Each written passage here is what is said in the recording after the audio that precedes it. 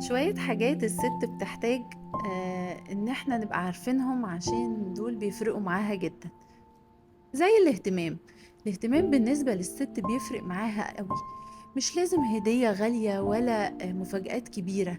الكلمة الحلوة أو السؤال عن يومها بيفرق معاها. إحساسها بالاهتمام بيديها إحساس بالأمان. الست كمان بتحب الإحساس إنها اللي قدامها يسمعها.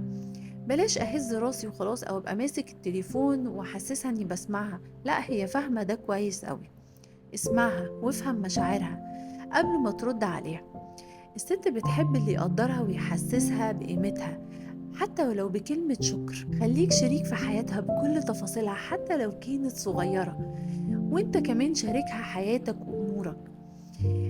الاحترام أساس العلاقات الناجحة، بلاش تقلل منها ولا من أي رأي ليها في أي وقت. الست مش محتاجة أكتر من شوية الحاجات دول.